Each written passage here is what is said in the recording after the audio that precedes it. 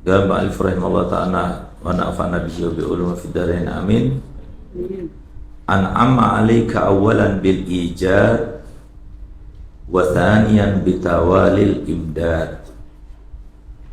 Pertama kali Allah memberikan nikmat kepada kalian dengan ijad. Allah mengadakan kalian di dalam dunia yang fana ini. Lalu kemudian kedua kalinya Allah memberikan kenikmatan berupa imdad yang terus menerus, gak ada hentinya. Imdad itu tidak akan berhenti sampai kita mati. Itu nikmat semuanya yang ada. Selama kita belum bisa merasa bahwasanya yang terjadi itu nikmat, maka berarti kita belum tergolong orang yang beriman dengan keimanan yang mendekati kepada kesempurnaan. Sesuai dengan firman-Nya,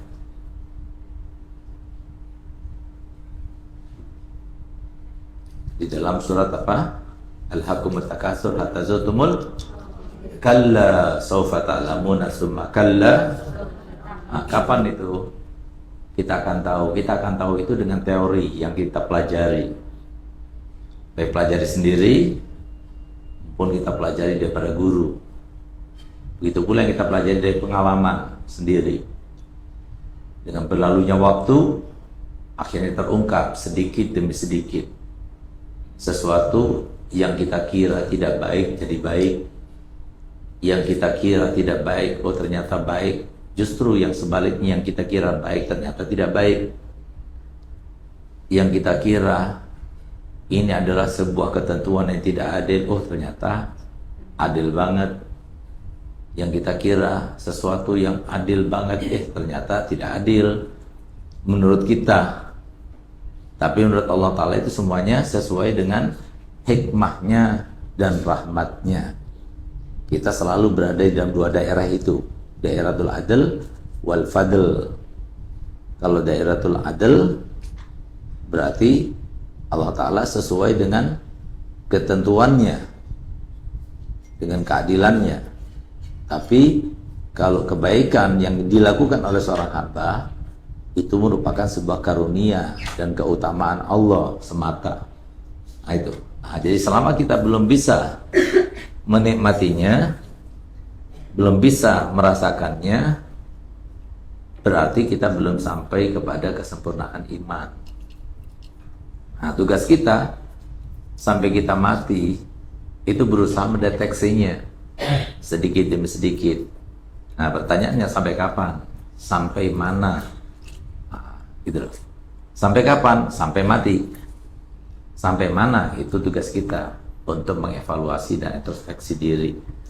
Sampai mana kita itu, keimanan kita mengimani bahwa ketentuan itu yang terbaik, ketentuan Allah itu terbaik. Nah, makanya solusi yang terbaik dari kita, yang Allah berikan kepada kita, untuk kita adalah apa? Berpasrah diri kepadanya. Silahkan kita berusaha, silahkan kita berupaya, jangan kita lari daripada masalah. Kita hadapi masalah itu dengan usaha dan upaya semaksimal mungkin, asalkan sesuai dengan respon yang diperintahkan oleh Allah dan Rasul-Nya. Selepas itu pasrah kepada Allah. Kita salah, ya minta maaf. Kita disalahi, ya sabar. Sudah sabar tapi kok gemes, masih menggemeskan dan sebagainya. Ya udah pasrah sama Allah gitu. Tahan terus. Fasbir hatta ya'tiyakal yakin. Fasbir hatta ya'tiyakan nasr. Makanya Allah Ta'ala firman, idza ja'a nasrullah. Nah, idza ja'a itu kan idza, sesuatu yang pasti. Kalau pakai iza itu, apalagi dengan fi'il madhi, seperti mereka katakan oleh Bapak Menteri kita pada waktu khutbah itu. Nah, jadi pasti akan datang, tapi tunggu. Nah, tapi Allah Ta'ala selalu menegur kita dan selalu menyindir kita dan mengatakan walakinnakum tasta'jilun. Tapi kalian itu suka berburu-buru, gak mau sabar. Sabar dulu, jangan terburu-buru. Su'don dulu. merespon dulu. Makanya kan standar sabar itu adalah jangan kita merespon apapun dari kejelekan yang datang kepada kita kecuali setelah berlalunya waktu paling sedikit 5 menit. Tapi kalau kebaikan langsung direspon. Kalau kebaikan langsung respon.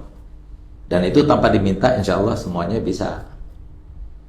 Kamu dikasih duit segepok, apalagi warnanya merah, langsung terima kasih, terima kasih.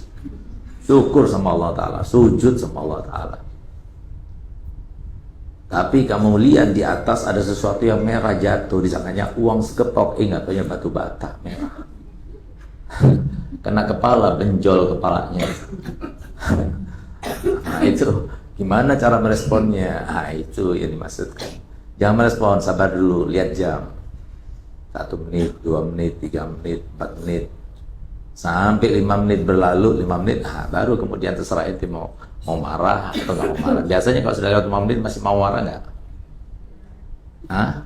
Tergantung tingkat kedewasaan, tingkat keilmuan, dan tingkat taufik dan hidayah Allah berikan. Masih tergantung pada 3 hal itu. Nah, jadi tingkat apa yang pertama? Tingkat kedewasaan. Nah, jadi kamu itu sabar apa tidak? Dewasa apa tidak? Jangan dibilang, "Duh, Ustaz, dia sudah umur 50 tahun. Ada orang umur 50 tahun belum dewasa-dewasa. Ada umur 10 tahun sudah dewasa." Orang yang dewasa itu namanya hakim. Seorang dari muda sudah hakim. Itu dewasa namanya. Siapa orang dewasa? Dewasa itu yang mengerti. Dia mencerna. Dia berusaha memahami arti daripada semua yang terjadi. Itu orang dewasa itu namanya. Nah, tapi kalau nggak seperti itu, namanya jiwanya masih kekanak-kanakan walaupun sudah nenek-nenek, walaupun sudah tua. Buktinya banyak orang yang sudah tua kemudian jadi seperti anak-anak lagi. Sampai-sampai doanya Nabi, Allahumma inni a'udzubika min an uradda ila arzalil itu adzalil umur itu. Jadi ada orang berantem terus suami istri. Kenapa? Tingkat dewasanya nggak naik-naik. Sekian puluh tahun nggak cukup untuk kita itu saling memahami. Harusnya sudah cukup. Oh, suaminya tiba-tiba orang kayak begini. Ya sudah, mau gimana lagi? Kita nggak ada pilihan lagi.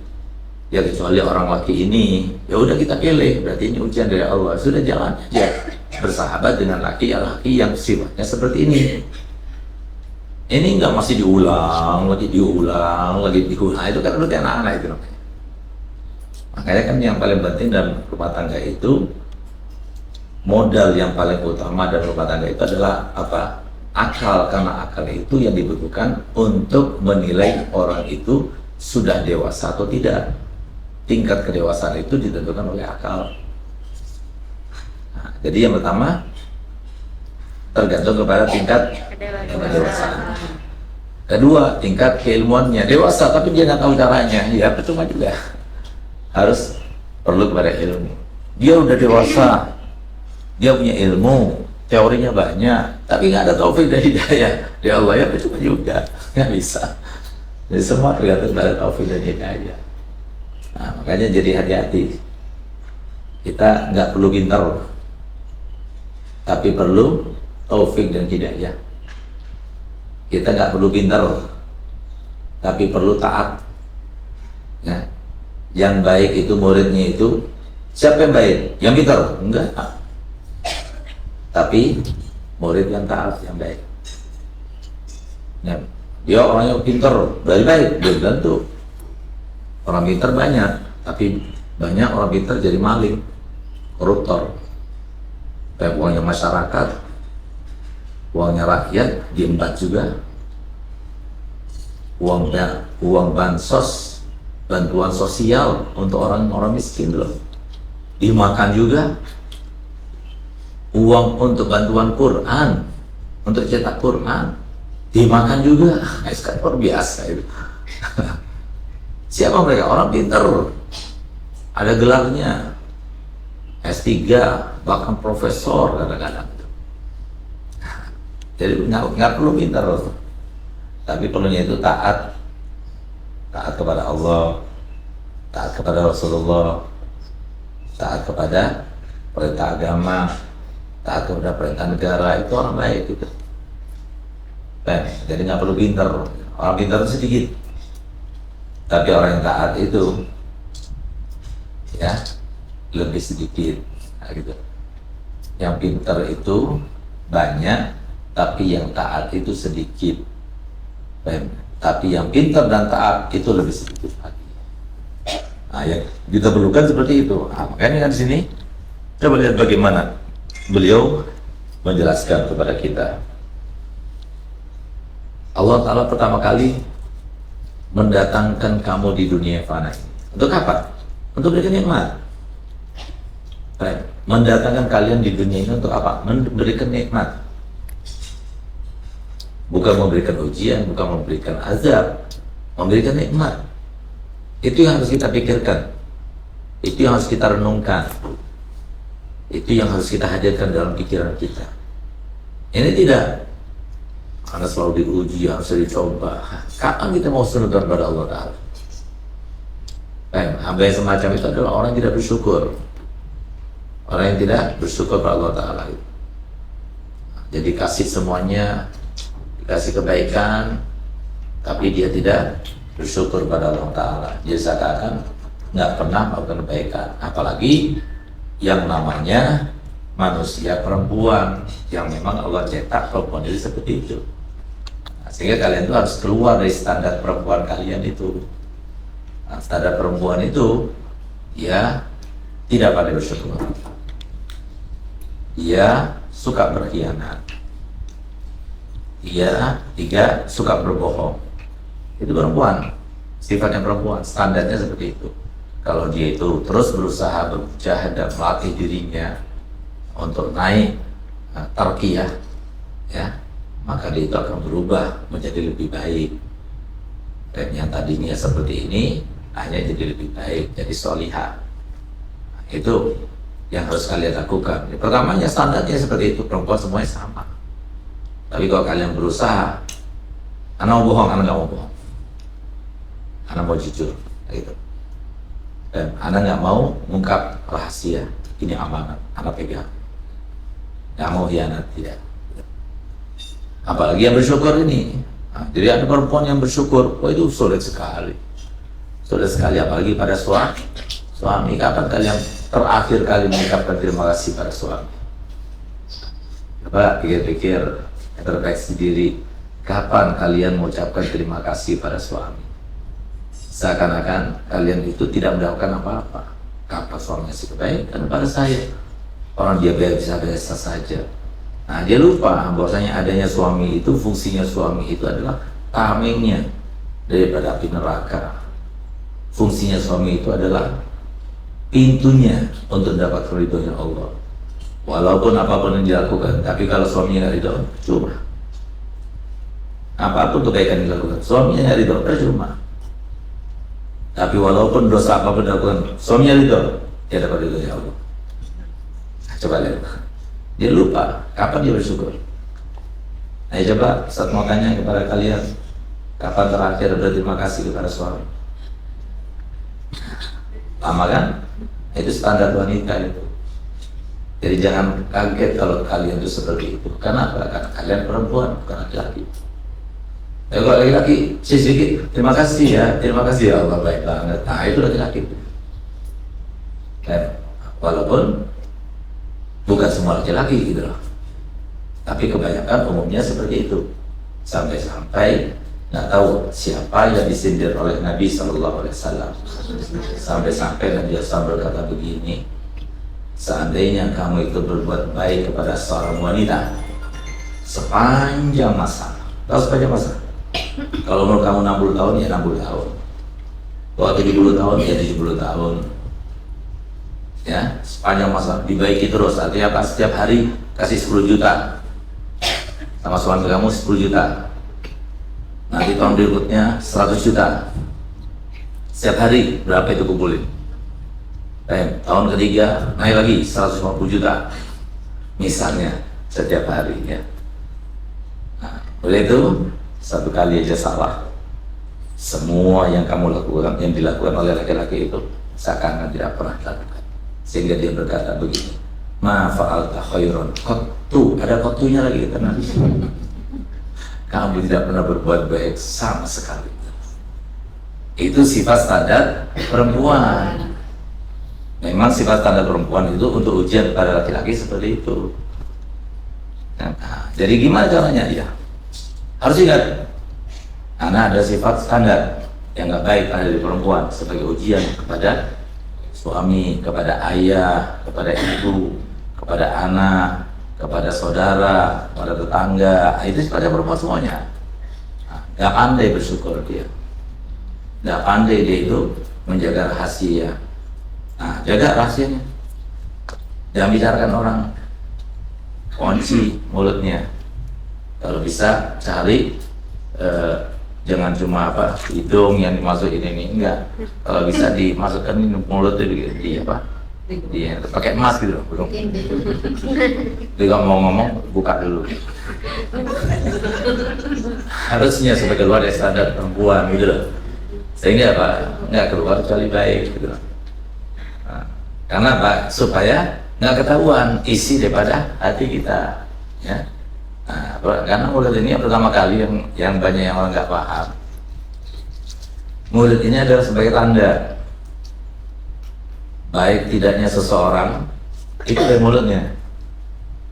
Kalau cara ngomongnya baik, dan kemudian isi omongannya baik,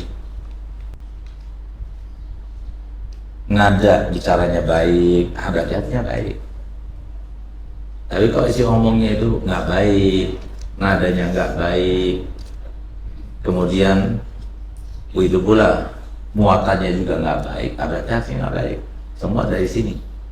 Nah, jadi sehingga perempuan umumnya berbicara berapa?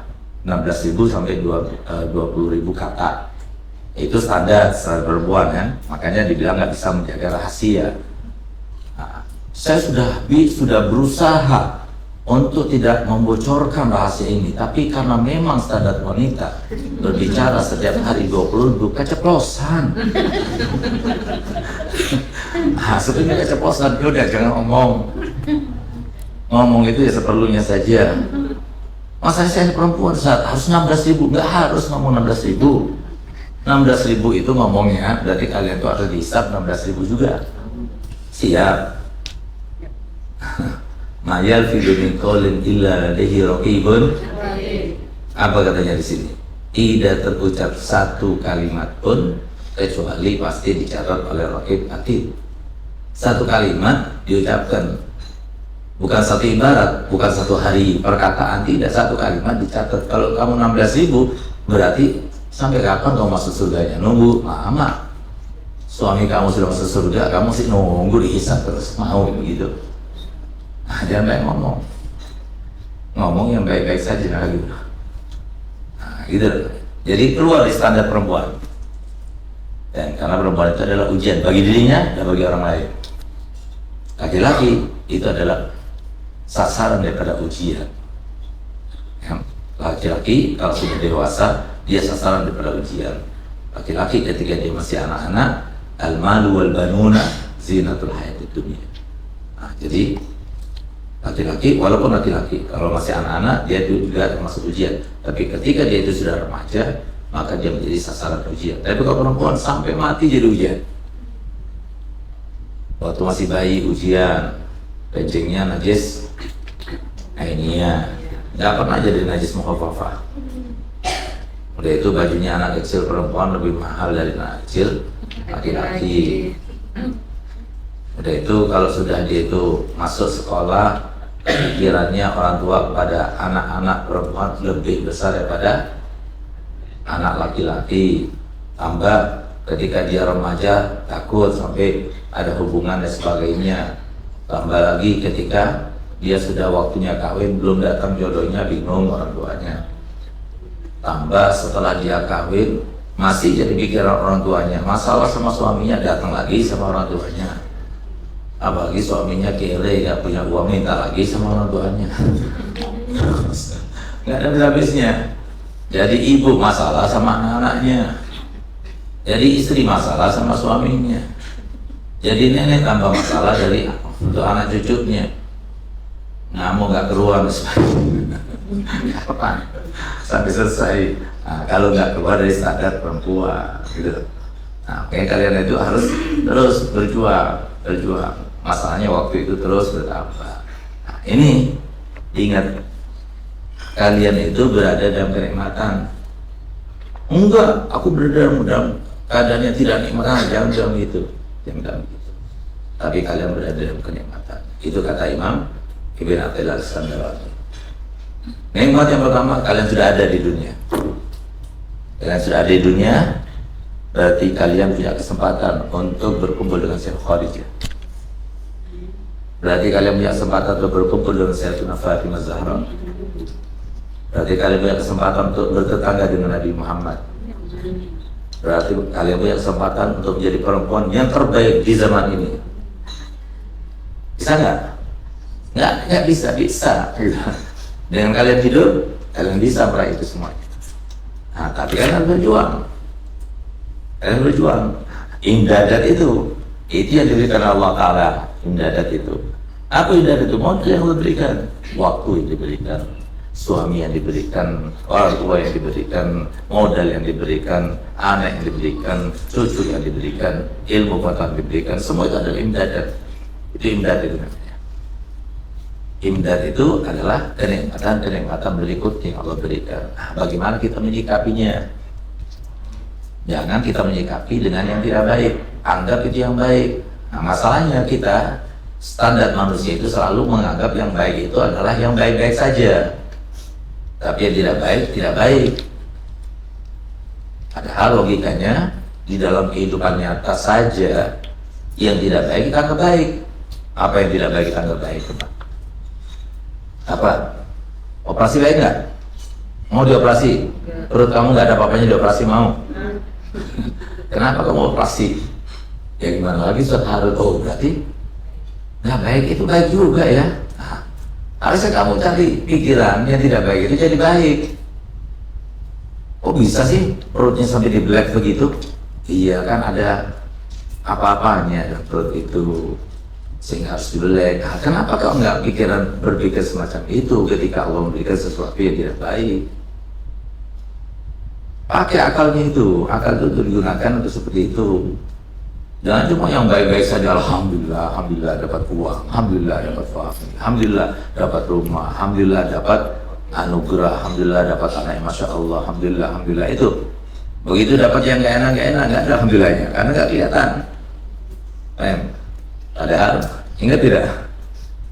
Bagaimana ceritanya seorang wanita yang dia itu termasuk yang ditampakkan kenikmatan oleh Allah SWT berupa pahala daripada amal kebaikannya kalau nanti di hari kiamat.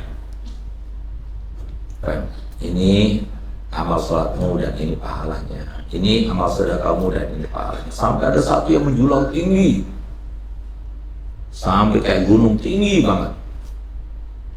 Dia terpanjat, ini buatku ya Allah. Iya, ini buatmu. Tapi nggak ada labelnya, yang mana ini? Karena apa ini? Itu karena sabar memperespon. Apa katanya? Ya Allah, andai kata aku dari semenjak aku bersuamikan dia, aku sabar dan tidak melawan dan menerima dengan apa yang kau berikan, maka alangkah senangnya aku sekarang. Nah, itu Pak, itu terjadi nanti gitu. Yang sabar itu kan, balasnya sabar itu kan nanti. Coba kalian sabar sekarang, misalnya apa? Sabar dapat mobil, sabar dapat uang, sabar dapat HP. Oh, sabar semua orang. Sabar semua. Saya di dunia ini kan sesuatu yang tidak ditampakkan Allah Ta'ala itu apa? Nah, supaya dia menganggap bahwasanya ini nggak benar, itu cuma janji yang disampaikan oleh Nabi Muhammad itu nggak benar itu gitu. Nah, tinggal kita itu iman nggak pada Nabi Muhammad, yakin nggak pada Nabi Muhammad. Nah, makanya kan kata Nabi Muhammad, siapa aku? Perumpamaanku itu seperti orang yang bangun rumah, lalu kemudian rumah itu jadi. Setelah rumah itu jadi, maka kemudian si orang yang punya rumah itu ingin bikin undangan pesta, ingin menempati rumah baru.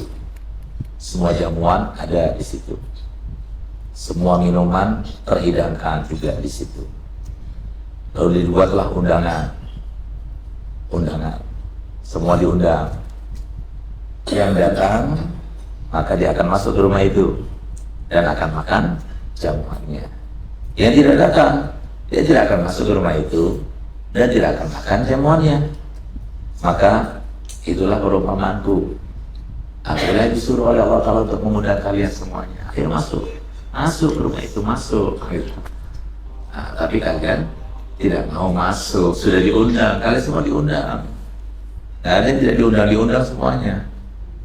Diundang untuk masuk ke rumahnya Nabi Muhammad, diundang untuk masuk tetangga dengan Nabi Muhammad, diundang untuk menjadi tetangga Sayyidah Fatimah Zahra, diundang semuanya.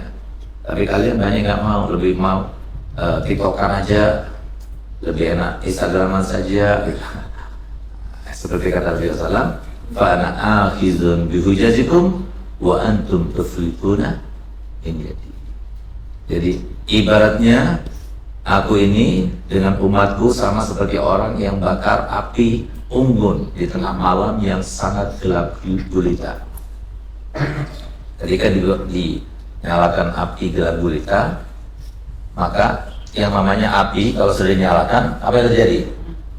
Banyak binatang-binatang kecil berterbangan mendekati api itu kan, datang. Kalau sudah binatang serangga itu datang mendekati api itu, apa yang terjadi? Binasa, dia masuk terbakar. Maka aku, kata Nabi Muhammad SAW, setiap ada binatang yang datang, serangga datang, aku usir dia. Aku usir. Supaya apa? Supaya tidak binasa. Nah, aku sudah berusaha untuk mengatakan kepada kalian, jangan, itu bahaya. Jangan kamu lakukan, itu sangat berbahaya. Tapi kalian itu terus berusaha untuk melepaskan diri dariku. Padahal fa'ana akhizun bijazikum. Hujaz itu di mana? Sini loh. Sarung, pegang. Jadi sarung ini sarungnya, dilipat. Belakangnya sarung. Orang megang orang lain supaya selamat, yang paling kuat pegangannya itu di mana? Kalau dipegang itu nggak bakal jatuh. Pegang sininya, ketekek, mati dia. Pegang sarungnya, sininya telanjang nanti, lepas juga. Pegang mananya? Paling bagus itu udah pegang sininya, belakang. Aman dia, pegang. Sama Nabi SAW pegang belakangnya sini. Fa ana akhizun bijazikum. Jangan teruskan, itu berbahaya. Itu sangat membahayakan kamu, mencelakaimu, menyengsarakanmu. Tapi kamu berusaha untuk melepaskan diri dariku, kata Nabi Muhammad. Dari saking sayangnya Nabi pada kalian. Jangan teruskan, jangan bohong. Sabar, kata Nabi. Tapi kalian nggak sabar. Jangan bohong, tapi kalian bohong. Jangan main riba, tapi kalian main riba. Jangan berkata kata yang melukai perasaan orang lain, kamu lakukan itu. Sabar. Di dunia ini sabar. Dia bukan cuma kamu yang diuji, itu bukan cuma kamu. Semuanya diuji. Jadi dunia ini adalah berkomunikasilah dengan Allah. Kuncinya biasakan kita berkomunikasi dengan Allah. Selama kita belum kenal dengan Allah, selama itu pula kita gampang diuji dengan ujian yang sangat ringan dan remeh. Kelasnya kelas teri. Apa itu? Setan dan hawa nafsu. Kalau kita belum kenal. Nah, kalau kita sudah kenal sama Allah, kita kembali pada Allah. Jadi kalau kita belum kenal kepada Allah, susah. Yang bermain itu masih setan-setan kerucuk. Masih kelas-kelas teri gitu, bukan kelas kakap. Setan kecil. Gimana caranya? Caranya gini. Pernah nggak kamu itu curhat sama Allah? Bangun malam, ya. Jangan ada orang, kalau ada orang malu kamu nanti. Jangan ada orang, ya. Sendirian. Tengah malam, ya. Itu kamu keluh kesah semuanya. Keluh kesah. Baik, seakan-akan Allah Ta'ala itu mendengar. Dan memang dengar. Tapi awal mula kamu rasakan seakan Allah mendengar. Di depanmu itu Allah mendengarkan. Siap mendengarkan keluhanmu, siap mendengarkan tangisan, siap mendengarkan apapun yang kau adukan kepadanya. Seperti itu. Dan itu adukan gini ya Allah, anak berat kayak gini. Ngomong terus ngomong. Sehari, 2 hari, 3 hari, sebulan, 2 bulan, 3 bulan. Kalau sudah seperti itu, udah tersambung. Kalau terjadi sesuatu langsung kembali pada Allah. Nah, kalau sudah seperti itu, ingat aja langsung. Nangis kita pada Allah. Nggak tahan. Kenapa sudah terkait, sudah sambung. Itu caranya. Nah, tapi kalau sudah kalian nggak kenal, seakan nggak ada Allah, nggak ada yang lihat, ya biasa saja. Diuji dengan begini, cari-cari alasan, cari-cari sebab sebagainya. Sampai kapan? Oleh karenanya kan orang-orang yang soleh itu, orang dekat pada Allah Ta'ala itu, cobaan yang terberat itu apa? Cobaan yang terberat itu menghadapi orang yang tidak kenal Allah. Cobaan yang terberat itu adalah menghadapi orang yang tidak beriman kepada Allah. Tidak beriman kepada Allah, tidak kenal Allah. Nah, itu cobaan yang terberat. Kenapa? Karena dia mencari sebab. Dia masih tidak kenal dengan Allah. Jadi yang berlaku di dunia ini antara engkau sendiri dengan Allah langsung. Manusia itu nggak ada apa-apa, nggak berarti apa-apa sama sekali. Anta akhidhu binasiyatiha. Itu adalah sesuatu yang sangat luar biasa. Kalau kamu cermati artinya, engkau ya Allah yang memegang dengan kendali seluruh manusia. Mau diapakan semua manusia itu? Kendalinya di tangan Allah. Urusan rizki yang dijadi masalah. Urusan yang kecil, yang mulai kamu berada dalam rahim ibu kamu, 4 bulan sudah tentukan. Hari ini kamu dapat berapa? Ya, sampai kau meninggal sudah tentukan. Ini yang dipikirkan terus. Nah, tapi sesuatu yang terkait bagaimana caranya supaya kita bisa menuntaskan tugas kita setiap hari itu loh. Yang sulitnya minta ampun. Menghadapi ini harus sabar. Menghadapi tamu harus sabar. Menghadapi orang yang semacam ini harus sabar. Nah, itu nggak mudah, itu perlu mudah. Nah, makanya jadi kenalkan diri kamu kepada Allah. Bagaimana caranya? Mulai kenali. Nah, kamu kan suka curhat, suka sharing. Nah, sharing sekarang sama Allah. Tapi biarkan kamu nangis sama Allah dulu. Biarkan sama Allah. Cari kamar kamu, nggak ada suami kamu ya, kunci. Ya udah itu ngomong sendiri, ngomong. Apa yang kamu keluh kesahkan, ngomong semuanya. Allah mendengar. Allah mendengar pada waktu itu. Keluh kesahkan semuanya. Setiap hari begitu, setiap hari. Terus sampai waktu sholat kamu akan hadirkan itu seperti yang kamu keluh kesahkan pada waktu malam itu. Terus sampai setiap hari kamu ketika kamu terhenyak karena sesuatu yang datang pada kamu dan memerlukan pada respon saat itu, langsung ingat Allah. Nah, enak hidup itu. Kalau dekat pada Allah, enak. Kecil, mau dihinakan, mau direndahkan, mau dizalimi, dia malah bersyukur pada Allah Ta'ala. Karena apa? Mau dijanjikan, innallaha ma'as-sabirin. Sesungguhnya Allah bersama orang yang sabar. Sama seperti contohnya yang selalu Ustaz gambarkan pada kalian. Kalau seumpama Ustaz semalam bermimpi, besok kan pelajaran penutup sebelum maulid. Nah, nanti besok itu ada salah satu murid ente yang selalu duduk di depan itu, yang agak gemuk dikit itu, ya. Nah, nanti lempar pakai tutupnya apa? Gelas, lempar. Kenakan kepalanya atau wajahnya gitu lah. Kalau dia itu marah, aku nggak jadikan dia itu kekasihku, kata Nabi Muhammad. Tapi kalau dia itu nggak marah, aku jadikan dia kekasihku. Nah, Ustaz cerita sama Ustazah Atia misalnya. Atia cerita sama dia misalnya. Akhirnya apa? Akhirnya sekarang terjadi yang betul. Ada yang agak gemuk di depannya Ustaz sini. Nah, misalnya. Nah, kira-kira kalau Ustaz lempar sama dia, dalam keadaan dia sudah kasih tamu sama Ustazah Atia, kira-kira dia marah apa? Senyum. Senyum apa tertawa? Apa gembira? Apa bahagia? Apa merasa nikmat? Padahal sakit. Itulah perumpamaan orang yang soleh, orang yang dekat pada Allah, orang yang wali itu seperti itu. Dia sudah tahu, dia bakal dapat nikmat. Dengan sabar dia bakal sebentar kok, udah sabar, diam aja, diam. Sebentar dia dapat naik lagi. Naiknya dia dapat pahala, dia dapat tingkatan derajat, dia dapat penghapusan dosa, dia tambah dekat sama Allah, tambah dekat sama Rasulullah. Nggak mau itu semuanya.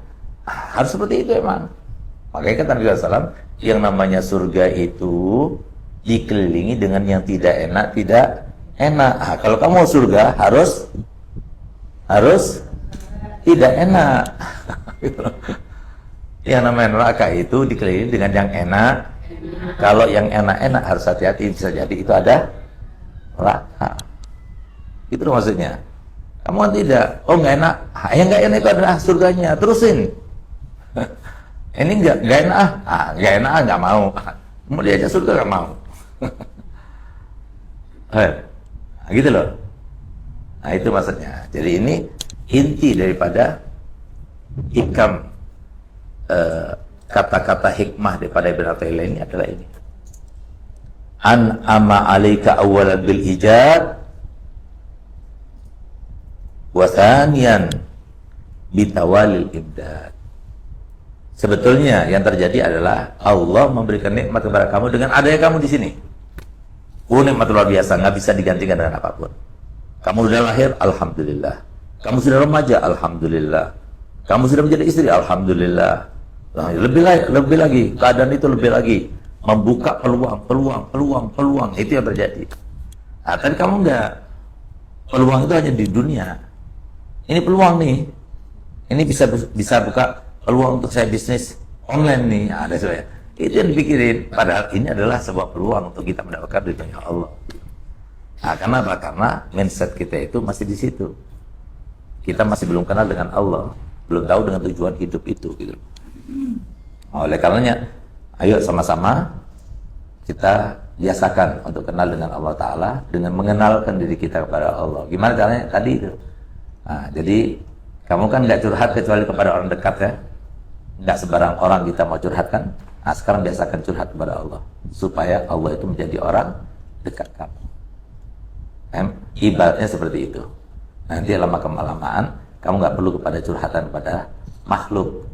Buat apa curhat kepada orang yang juga sibuk dengan ujiannya sendiri? Dia itu punya ujian sendiri. Al-mashghul ishghal. Kamu malah membebani. Orang nggak suka dibebani. Coba lihat kalau ada orang yang datang minta-minta, paling nggak suka.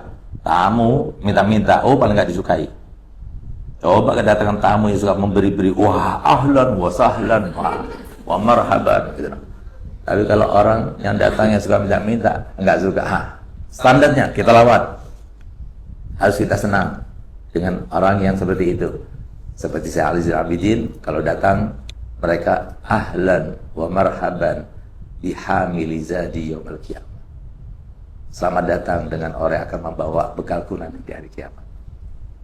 Waktu dia bawa sendiri, membagikan sendiri, sedekahnya 200 rumah ditanggung. 200 rumah. Kemampuan beliau 200 rumah ditanggung. Makannya setiap bulannya ditanggung sama beliau. Dia bawa sendiri, taruh di depan pintunya. Sampai ketika dia meninggal, di atas pundaknya sebelah kanan tuh ada bekasnya. Bekas apa? Bekas harum. Dan dia di matanya sini sampai ke bawah itu ada bekas hitamnya. Kenapa sebaiknya menangis? Itu makanya dikatakan as-sajjad, ya, Syekh Ali Zainal Abidin. Nah, sehingga ketika suatu waktu dia bawa, ketahuan. Dia berusaha untuk tidak tahu. Nggak ada yang mengetahuinya. Tunggu sampai orang sepi, itu baru dia bawa. Menyamar dulu, nggak seperti pakaian biasa. Menyamar dulu, supaya nggak ada orang tahu bahwa dia itu adalah Sayyidina Ali Zainal Abidin, cicit daripada Nabi SAW. Suatu waktu budaknya tahu, sehingga dia bilang, "Gal wahai tuanku, biarkan aku yang bawanya." Apa katanya? Engkau juga akan membawa amalku nanti di hari akhirat, membawa dosaku nanti di hari akhirat. Tidak, aku tidak mampu. Ya, kalau sudah tidak mampu, biarkan aku yang bawa sendiri. Bukan cuma apa yang kita punya, ya harusnya kita yang bawa, jangan bawa ke orang lain. Nah, ketika Nabi SAW bawa sesuatu beli di pasar, maka sahabat berlomba-lomba untuk membawakan untuk Nabi. Apa kata Nabi? Sahibus syai' ahaqqu bihaqqi. Orang yang punya sesuatu itu lebih berhak untuk dia sendiri yang membawanya. Dari sangat tawadhunya Nabi sallallahu alaihi wasallam. Sehingga apa? Sama seperti Imam Ali itu ketika dimintai oleh budaknya untuk dibawanya, maka dia bilang, "Oh, jangan. Apakah kau mau juga menanggung dan membawa beban amal atau keburukanku nanti?" Kalau tidak, kalau kita biarkan aku. Sehingga pada waktu dia meninggal, baru kemudian ada orang-orang yang minta dadakan. Sehingga ditanya mereka, "Kalian dari luar kah? Dari kota manakah datang?" "Kami dari Madinah." "Loh, kenapa kok udah datang begini?" "Iya, karena kami selama ini ada yang menanggung. Setiap bulan kami ada yang kasih makan. Tapi sekarang sudah nggak ada lagi yang ngirim kami." Ternyata dia adalah Sayyidina Ali Zainal Abidin radhiyallahu anhu arda. Itu sedekah sir yang sangat luar biasa gitu ya. Nah, kalau dia bisa, kenapa kita nggak bisa? Apa yang bisa kita lakukan? Kita lakukan. Jangan semuanya untuk anak itu ada sendiri. Jangan semuanya untuk cucu, ada sendiri. Untuk kita sendiri harus ada. Usahakan semuanya itu harus bertahap caranya. Jadi kalau mau sedekah, mau jadi ahli sedekah ya bertahap. Belajar harus target. Hari ini anak harus sekian, hari ini harus sekian, hari ini gitu. Lalu nanti ahli sedekah. Mau puasa bertahap, semuanya bertahap. Mau jadi orang yang ahli sholat bertahap, semuanya bertahap.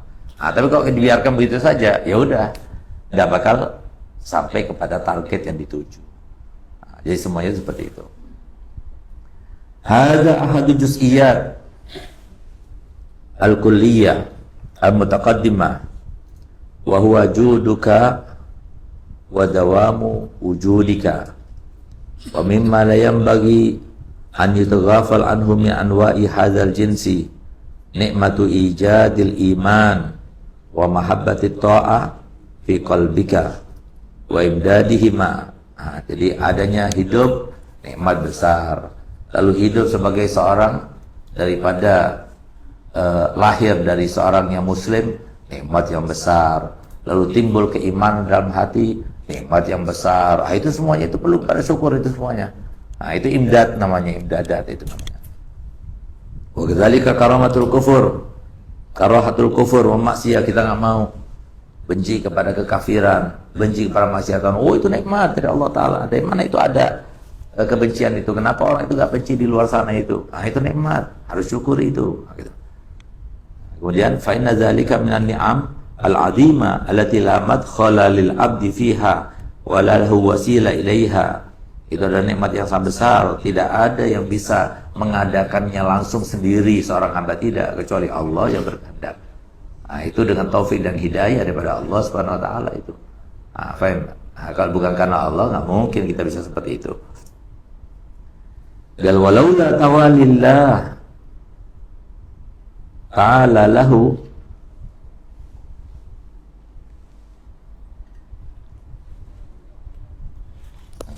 gal bitilka an-ni'mataini fil qismaini fi dhulumat lil 'abdi fiha wa la lahu wasila ilaiha walau la tawalla ta'ala lahu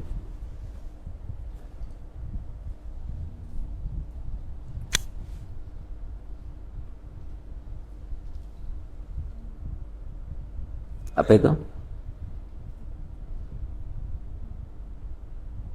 Apa?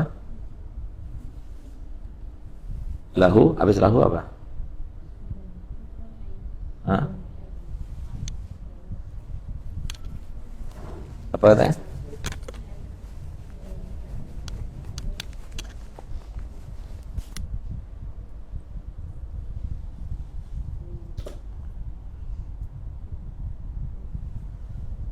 Fi bihari jahalat. Jadi kalau seumpama bukan karena Allah yang memberikan nikmat secara berurutan yang semacam itu, ya, maka tidak mungkin Allah Ta'ala memberikan keadaan-keadaan semacam itu kepada kamu. Itu semua nikmat daripada Allah yang harus syukuri, gitu. Harus syukuri. Itu namanya nikmat imdad, itu namanya, yang terus berlangsung tanpa henti daripada Allah Ta'ala untuk kita semuanya, gitu. Wa qad nabbaha Allah Ta'ala azza wa jalla ala hadzal ma'na fi kitabil karim faqala azza min qail walakinna Allah habbaba ilaikumul imana wa zayyanahu fi qulubikum wa karraha ilaikumul kufra wal fusuqa wal isyana ulaika humur rasyidun. Akan tapi Allah yang membuat kalian itu senang dengan iman. Allah yang bikin senang gitu. Kenapa kita sampai sekarang masih mau sholat, mau ngajar, mau berbuat baik? Allah yang berkehendak. Semuanya itu dari Allah. Fadlan minallahi wa ni'mah, itu karena keutamaan Allah dan karunia daripada Allah Ta'ala. Qala al-Imam Abdul Qasim Al-Kushairi radhiyallahu ta'ala anhu, inna man fakkara fi sunufid dalal wa kasrati turuqil mahal wa shiddati aghalitin nasi fil bidai wal ahwa wa ma yatasha'ab bi kulli qaumin mukhtalifin nihal wal ara thumma fakkara fi da'fi saqqa wa nuqsan aqlih wa kasrati tahayyurihi fil umuri wa shiddati jahlih wa tanakusi tadbirihi fi ahwalih wa shiddati hajatihi lil isti'anati bi ashkalihi fi a'malih summa ra'a khalisa yakinihi wa quwwata istibsarihi fi dinihi wa naqa'a wajhi tawjidihi an ghibrati syirki wa safai aini irfanihi an rahaji syirki alima anna dzalika laisa min taqati. Jadi kalau kita melihat semuanya itu, kita renungkan secara seksama, ya, maka kita akan tahu bahwasanya itu semuanya itu datangnya daripada Allah. Nggak mungkin kalau bukan karena Allah. Nah, dipelihara. Dengan apa kita peliharanya? Dengan kita bersyukur. Dan kita bersyukur padanya, Allah akan tambah nikmat itu. Tapi kalau kita tidak bersyukur, maka takutnya kita naudzubillah dicabut nikmat itu. Gal wala bijudihi, bukan karena usahanya, wa kaddihi wa sa'ihi wa jiddihi, bal bifadli rabbihi wa sabigi taulihi. Itu semua karena nikmatnya yang meliputi, yang sangat luas, sabil. Qala Allah Ta'ala wa asbagha alaikum ni'amahu zahiratan wa batina, dan dialah yang meliputkan kepada kalian semua nikmatnya yang zahir maupun yang batin. Fa huwa zahir bi ni'amaihi wa asari ni'amihi alaika mutadahira, wal batin bi alaihi wa zawaidihi karamuhu ladaika mutawatira. Falal abdi ya'rifa qadra hadhihi ni'mah wa yatawakkalu ala maulahu fi baqaiha wa hifdhiha alaihi wa la yatamat fi dzalika ala aqlihi wa ilmihi. Qala ba'dul arifin man nadhara fi tauhidihi ila aqlihi lam yunjihi tauhiduhu minan nar. Sebagian para arif billah berkata, barang siapa yang melihat kepada tauhidnya, kepada akalnya, maka akalnya itu tidak akan menyelamatkannya daripada api neraka. Tapi jangan digunakan akal saja. Makanya kan dewasa saja nggak cukup, ya, perlu kepada teori, ilmu, pengetahuan, ilmu dan akal. Kedewasaan itu nggak cukup, perlu kepada taufik dan hidayah. Qala Syekh Abu Thalib Makki ba'da an dzakara ma'ruya Rasulullah sallallahu alaihi wasallam qalihi ahibbullah lima asda ilaikum min ni'amihi wa lima yadzukum bihi aidan. Hendaknya kalian cintai Allah karena dialah yang memberikan nikmat kepada kalian daripada nikmat-nikmatnya, dan karena dialah yang menggocorkan kepada kalian semua nikmat-nikmatnya. Faman afdala maghaddana bihi ni'matul iman bihi wal ma'rifatu lahu. Apakah ada yang lebih baik daripada Allah yang telah memberikan kita nikmat iman dan nikmat kita tahu dengan Allah Ta'ala, mengenal dengan Allah Ta'ala. Wa wada'uhu lana minhu dawamu dzalika wa madaduhu biruhim minhu wa tasbituna alaihi fi tasrifil ahwal idh huwa aslul a'mal allati hiya makanun nawal. Walau ghallaba qulubana min at-tauhid kama yughallibu jawarihana min adz-dzunub, walau ghallaba qulubana fi syakki wa dhalal kama yaghlibu niyatuna fil a'mali ay syai'in kama nasna wa la ay syai'in kama nu'awwal wa bi ayyi syai'in kama natma'in wa narju fa hadza min a'dhamin ni'am wa ma'rifati fa huwa syukru ni'matil iman.